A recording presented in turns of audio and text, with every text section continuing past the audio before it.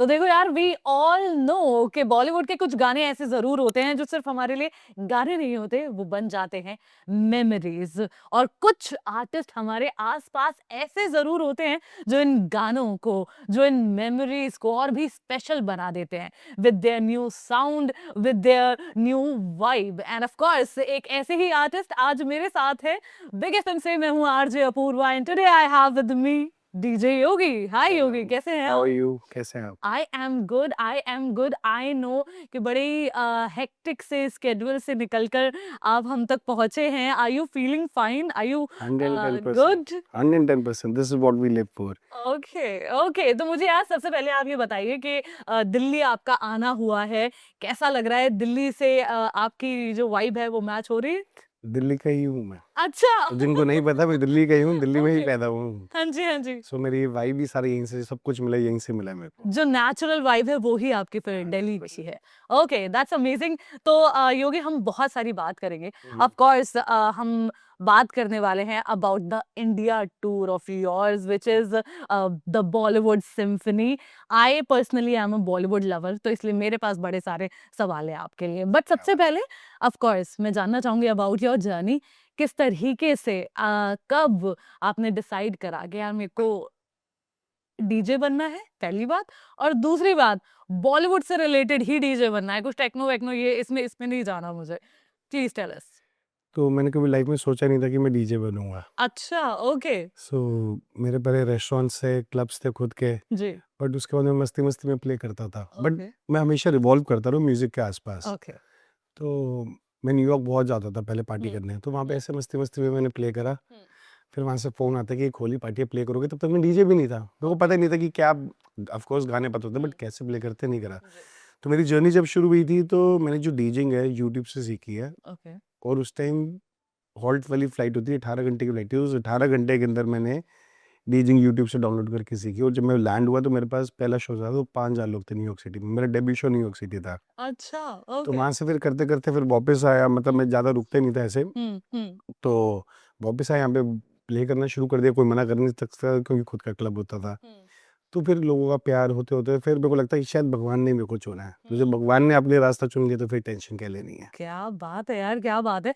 Honestly speaking के आप कह रहे हैं यूट्यूब से ही आपने देखकर 100%. सीख लिया है, तो दैट्स अमेजिंग। आई बिलीव कि फिर तो गॉड ग्रेस ही है आपके ऊपर, गॉड और है गिफ्टेड ही भगवान है जी ये। का।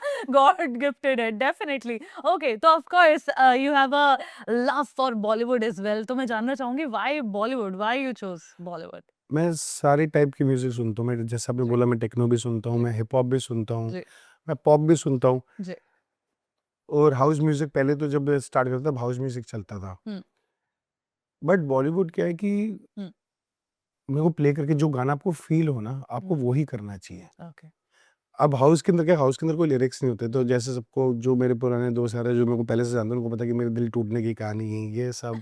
तो उसके अंदर तो फिर लिरिक्स ही काम फिर आते तो हैं। चाहिए शब्द। तो फिर शब्द से ही सारे दिल का दर्द भी हम्म, निकलता है और आप एक्सप्रेस भी हम्म, कर पाते हो। हम्म, तो फिर वो करते-करते बॉलीवुड खुद ही ऐसे फिर प्ले करना शुरू कर दिया, क्योंकि मैं अपने आप को एक्सप्रेस कर पाता था। हम्म, और जब इंसान, जो आर्टिस्ट अपने आप को एक्सप्रेस नहीं कर पाता, वो कभी आर्टिस्ट बन ही नहीं सकता है। हम्म, क्योंकि लोगों को देख के जो हमने काम करने हैं, हम्म, वो लोग वो कर रहे हैं। वो आपको कोई भी, कोई हम्म। मुझे क्यों बुक करेगा, करेक्ट। जब तक मैं नहीं हूँ। हुँ, दूसरे से इंस्पायर होना चाहिए, बट हुँ। कला अपनी होनी चाहिए।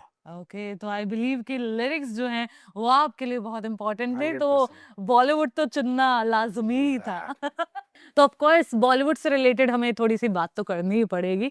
When it comes to lyrics, आपके हिसाब से कौन-सा आपका फ़ेवरेट गाना है? सिर्फ लिरिक्स की हम बात कर रहे हैं यहाँ पर, बहुत इम्पोर्टेंट है लिरिक्स। हर सिचुएशन में हर गाना होता है, प्यार भी ओके। हुआ है, दिल भी टूटा है, तो ये हाँ बहुत जी। ज़्यादा मुश्किल हो जाएगा बताना कि कौन से फेवरेट लिरिक्स हैं। अच्छा, ओके, तो वास्ट है सारा का सारा ये क्या? 100%. ओके, चलिए तो फ़ेवरेट सॉन्ग बता दीजिए आपका, आपका फ़ेवरेट सॉन्ग। ये भी बहुत ये भी टफ। मुश्किल है। मैं कुछ, मतलब जैसे बोलूँ, जैसे अब हाँ। अगर मैं पंजाबी साइड बोलूँ तो बी हुँ, प्राक और जानी के गाने हैं। ओके। हुँ, और क्योंकि एक्चुअली जानी भाई जब लिखते हैं तो वो दिल से लिखते हैं, और वो मतलब करेक्ट, कहानी ऐसा लगता है कि खुद के लिए लिखी है, और जैसे बी प्राक बाजी गाते हैं तो करेक्ट। ऐसा लगता है कि हाँ ये है। हुँ, और बॉलीवुड के अंदर विशाल मिश्रा, हुँ, जैसे सबने ही सुना है उनका, पहले भी मैं, और हुँ, ये सब, तो हुँ, मतलब उनके गाने भी जो होते हैं वो दिल को छूते हैं। करेक्ट।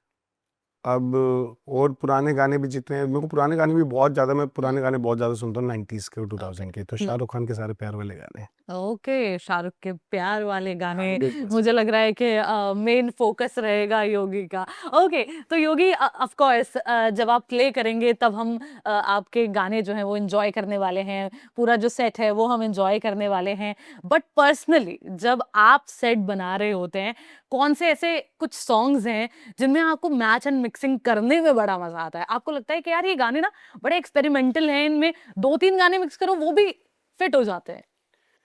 सो बेसिकली इसको बोलते हैं वर्ड प्ले।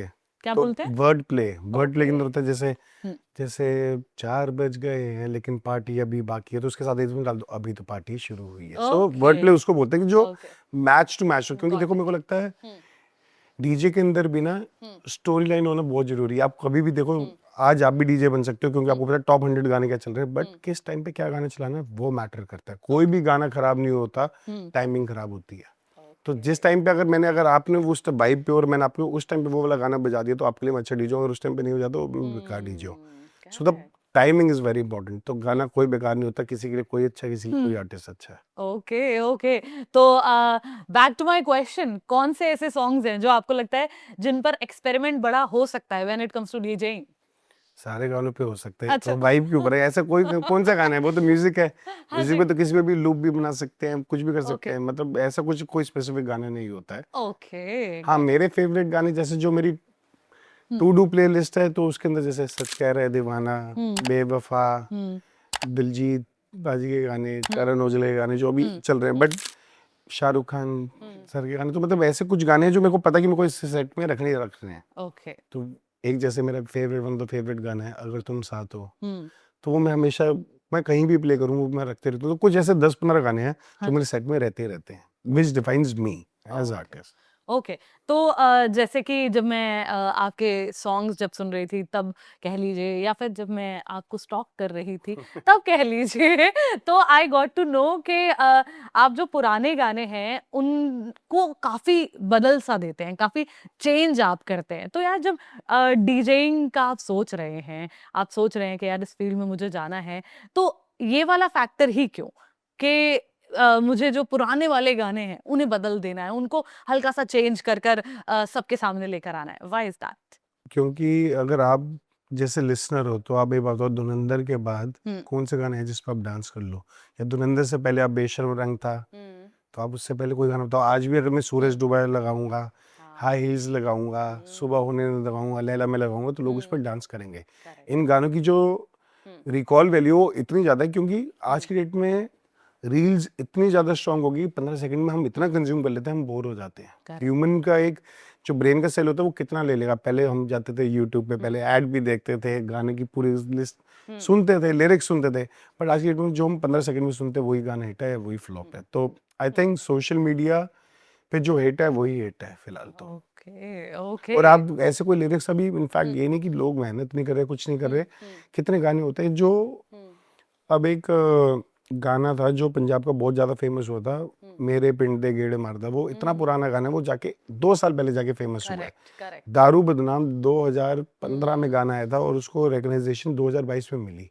वो करेक्ट, भी सोशल मीडिया के थ्रू। तो हुँ, ऐसा नहीं कि आर्टिस्ट हुँ, अच्छा नहीं गा रहे या आर्टिस्ट अच्छा लिख नहीं रहे, हुँ, बट इतना ज़्यादा कंटेंट आ रहा है कि लोगों को समझ नहीं आ रहा क्या कंज्यूम करना है और क्या हुँ, नहीं करना है। हुँ।